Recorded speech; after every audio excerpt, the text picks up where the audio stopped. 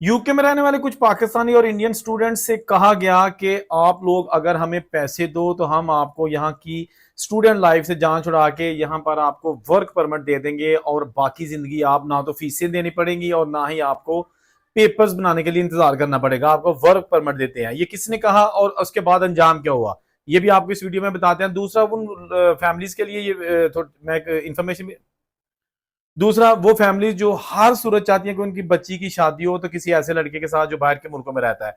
ये ऐसी लड़कियां जो घर वालों को कहती हैं कि यहाँ पाकिस्तान का कोई भी रिश्ता आएगा तो मेरी तरफ से ना समझे, बाहर से कोई रिश्ता आएगा तो मेरी तरफ से हाँ समझे, लड़का की कहते ने बुढ़ा होए लूला लंगड़ा होए सारा चलेगा।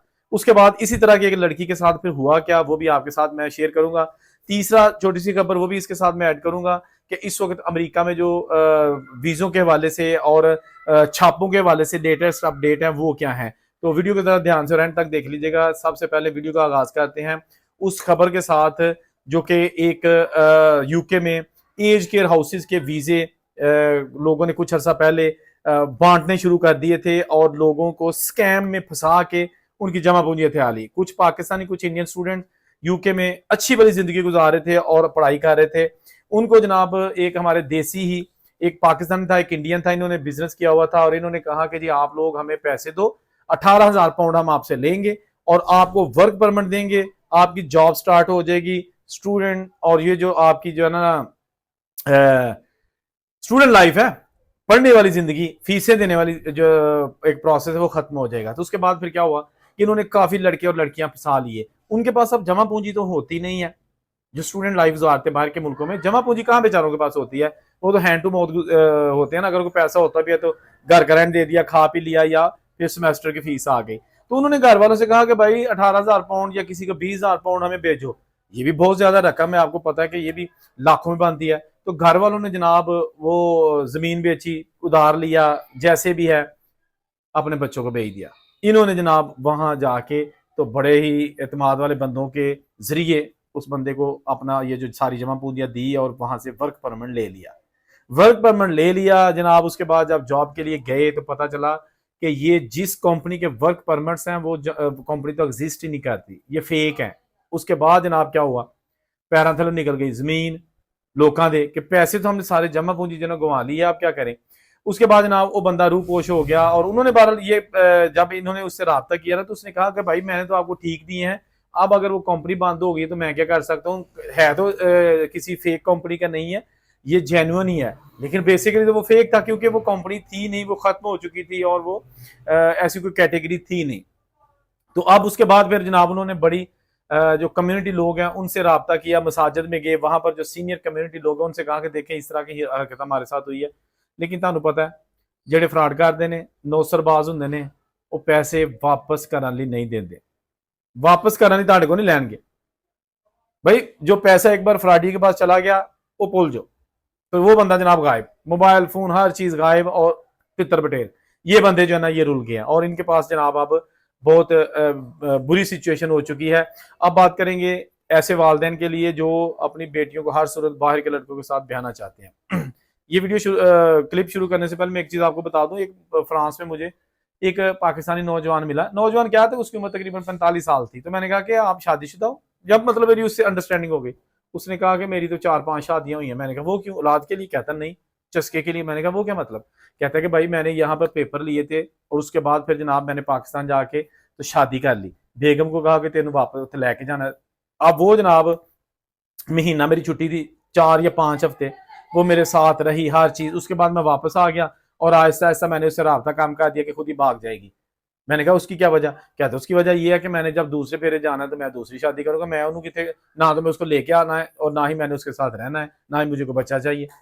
तो इस तरह करके उसने जनाब 4-5 शादियां कर रखी थी। आप अंदाजा करें कि अपने जाती चस्के के लिए या एक बुरी आदत के लिए कैसे लोगों की बेटियों की जिंदगी बर्बाद कर रहे हैं। और वो जो लोग उसके साथ रिश्ते कर रहे थे वो सिर्फ ये देख रहे थे कि he is a French citizen, उसके पास पेपर है वहां के, नेशनैलिटी है फ्रांस की, और वो जनाब धड़ाधड़ जो ना अपनी बच्चियां के ब्याह उन्होंने करी जा रहे सन, ये सोचते हुए भी, ये देखते हुए भी कि इसकी ऑलरेडी शादी हुई है। क्योंकि वो बता देता कि हाँ फ्रांस में मेरी शादी हुई थी, तलाक दे दी है।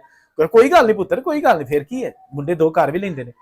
इस तरह की जो है ना वो माएँ सास यानी लड़की की माँ इस तरह कह के तो बेटी जो है ना वो जवान पढ़ी लिखी कंवारी उसके आगे लगा दी। एक भी बेगम को वो वहां नहीं लेके गया। मैंने कहा तू वापस तू किसी बेगम को लेके तो आ। कहता है यहाँ किसी को नहीं लेके आना, खर्चा बड़ा होता है, प्रोसेस बड़ा अजीबोगरीब किस्म का है, इनकम से शो करनी पड़ती है, घर लेके किराए पे उसको शो करना पड़ता है, खर्चे सारे डिक्लेयर करने पड़ते हैं।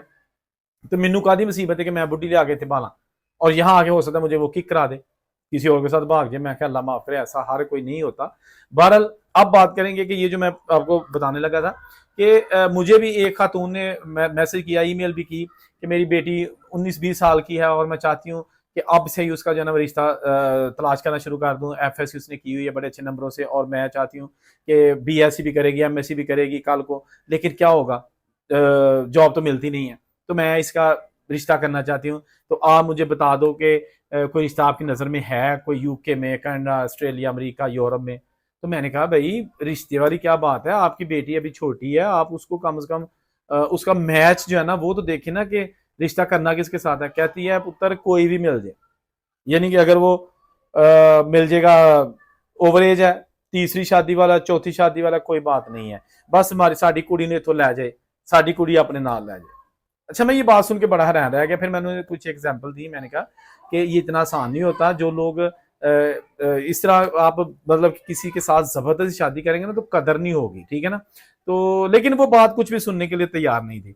तो मुझे बहुत सारी ऐसी एग्जांपल्स देना पड़ी कि जिस तरह यूके में पिछले दिनों एक पाकिस्तानी फैमिली थी, लाहौर की टीचर लड़की को शादी करवा के यूके लेके वहां जाके जनाब उन्होंने उसके साथ मुलाजमों वाला, गुलामों वाला सलूक करना शुरू कर दिया। उसके घर जाने पर, घर से बाहर जाने पर पाबंदी, उसका पासपोर्ट ले लिया, उसके जॉब करने पर पाबंदी, वो कहती थी मैंने पढ़ना है, पढ़ने पर पाबंदी, और उसको कोई जेब खर्च भी नहीं दिया जाता था।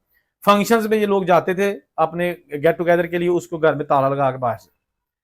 बाद में फिर उस लड़की ने क्या किया कि पुलिस को किसी तरीके से हमसायों को बताया, हमसायों ने पुलिस को बताया, लड़की को बाजियाब कराया और सारी फैमिली अंदर।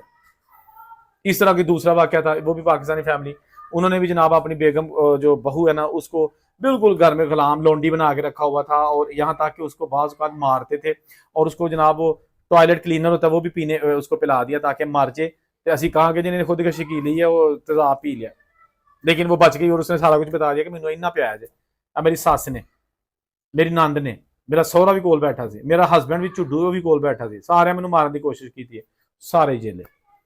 लेकिन वो लड़की अभी तक बेचारी चारपाई पे है, बेड पे है, रेस्ट पे है, आईसीयू से बाहर आ गई है, लेकिन शी कांट ईट एनीथिंग क्योंकि अब उसका अंदर का निजाम जो है ना वो बड़ा खराब हो चुका है। नीडल्स यानी कि बोतल लगती है ना जी ग्लूकोज की जिस तरह होती है, ड्रिप्स वगैरह, उसके जरिए उसको खुराक दी जाती है। तो इसलिए मेरी गुजारिश है हाथ जोड़ के कि अंधे एतमाद पर रिश्ता मत किया करें, क्योंकि इससे आपको फायदा नहीं हो सकता। आपकी बेटी अगर चली भी जाएगी तो आपको उससे कोई फायदा नहीं है।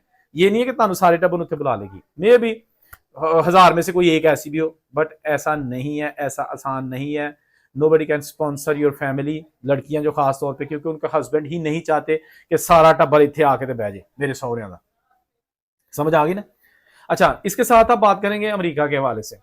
अमेरिका में इस वक्त सिचुएशन बड़ी खतरनाक है, खास तौर पर जो पंजाबी ट्रक ड्राइवर्स है ना उनके खिलाफ शिकंजा बड़ा तैयार हो गया है और बहुत ज्यादा सख्तियां कर दी गई हैं। आइस ने जगह जगह छापे मार के trucking station, petrol station, service station, rest area जो कि हाईवे पे बना होता है, वहां पर कोई भी उन्हें बड़ा ट्रक नजर आता है और सीधी गाड़ी उसके पास आइस वाले यानी कि जो इमिग्रेशन इन्फोर्समेंट वाले हैं वो जाके खड़ी कर देते हैं और कहते हैं पाजी कागज चेक करो। अच्छा, वो चेक क्या करते हैं, इंग्लिश टेस्ट, उससे इंग्लिश में बात करते हैं, कुछ चीजें पूछते हैं, कुछ साइन दिखाते हैं, और अगर तो वो फ्लुएंट इंग्लिश बोलता है तो उसके बाद कहते हैं अच्छा पेपर्स आपका दिखाओ, स्टेटस क्या है आपका, आपके पास यहाँ की नेशनैलिटी, पेपर, परमानेंट रेजिडेंसी कुछ है। उसके बाद फिर कहते हैं अच्छा ड्राइविंग लाइसेंस कहाँ से लिया, कैसे, अच्छा रूल्स बताओ, पूछते हैं सारा कुछ। बहुत सारे बंदों को उन्होंने पकड़ लिया, not only Indians but also from Mexico और जो दूसरे कंट्रीज हैं वहां के लोग भी अभी रगड़े जा रहे हैं। ये वो चीजें हैं जो कि अब आइस गैर कानूनी जो वैसे नॉर्मल अफराद है उनको तो पकड़ ही रही है, लेकिन अब truck driver, long truck drivers की जो शामत आ गई है। ऑलरेडी वहां के सेक्रेटरी ऑफ स्टेट्स ने कह दिया है, मार्क रोबियो ने, कि अब फर्दर जो कमर्शियल ट्रक ड्राइवर के वीजे हैं उसको हम स्टॉप कर रहे हैं, और जो ऑलरेडी वीजे ये जॉब्स ले चुके हैं ट्रकिंग कंपनीज की जो है ना वो छानबीन का फैसला किया गया है और इस पर अमल दरामद शुरू हो चुका है। तो इसके साथ अभी जो पिटीशन का मैंने पहले भी कहा था कि इस हरजिंदर सिंह ट्रक ड्राइवर जिसके गलत यू टर्न से 3 जानें चली गई, इसकी पिटीशन में भी जो ना पंजाबियां तड़का ला गए। पिटीशन के नाम पे बहुत सारा तकरीबन $1 लाख से ज्यादा जाना उसका स्कैम हो गया है। लोगों को ये पता था कि शायद ये हरजिंदर सिंह को जा रहे हैं, उसकी फैमिली को जा रहे हैं, लेकिन जिस बंदे ने वो पिटीशन स्टार्ट की थी इन द वेरी बिगनिंग, वो बंदा जनाब ठीक ठाक तड़का ला के साइड ते हो गया, रजिंदर भी उत्थे ही, पटीशन ते साइन करने वाले भी उत्थे ही, ते कानून चल रहा है, कानून ने रगड़ा देना ही देना है। तो बात यह है कि कभी भी हम जो है ना वो फैसला करना ना, कोई भी सोच समझ के पूरे तमाम कानूनी पहलुओं से करे तो वो ठीक है। ये कोई बॉलीवुड की मूवी नहीं है कि जिसमें अनबिलीवेबल हर चीज हो जाती है कि जी हीरो फंस गया तो चले जी ये कर दे वो कर दे और जनाब उसके बाद जज मजबूर हो जाए, वहां पे हम घिराव कर लेंगे। It's not possible. 3 जाने गई हैं और इसका मतलब ये नहीं है कि 3 जाने करने के बाद आप कहें जी नहीं असल ना वो पंजाबी कह रहे हैं कि छाड़ दियो तो चलो छाड़ दियो, ऐसा नहीं है। रगड़ा जो है ना वो मिलता है, खा मैं हूं आप हो कोई भी हो, जो कानून की पासदारी करेगा अमल करेगा वो तो बच जाएगा, लेकिन जो कानून को अपनी मुट्ठी में लेने की कोशिश करेगा, अमेरिका में ऐसा नहीं चलता, ना ही वो चलाते हैं कानून, उनकी अपनी मर्जी का चलेगा, अगर उन्होंने जो भी करना है वो करेंगे। डोनाल्ड ट्रंप ने कहा था कि जी कुछ आइन में चीजें लिखी हुई हैं कि ऐसा आप नहीं कर सकते, लेकिन डोनाल्ड ट्रंप ने कर दिया और बाद में सुप्रीम कोर्ट ने कहा कि ठीक है कुछ नागजी सूरत के बाद से आप कर सकते हैं, तो वो कर रहे हैं डिपोटेशन जैसे कि आपके सामने है। तो बहरहाल वीडियो लंबी हो जाएगी, 3 चीजें जल्दी जल्दी मैंने आपके साथ डिस्कस की हैं ताकि आपको पता चले इस वक्त दुनिया में चल क्या रहा है। उम्मीद है आपको इनमें से कुछ चीजें अच्छी भी लगी होंगी, कुछ बुरी भी लगी होंगी। कमेंट कर दीजिएगा। अल्लाह हाफिज।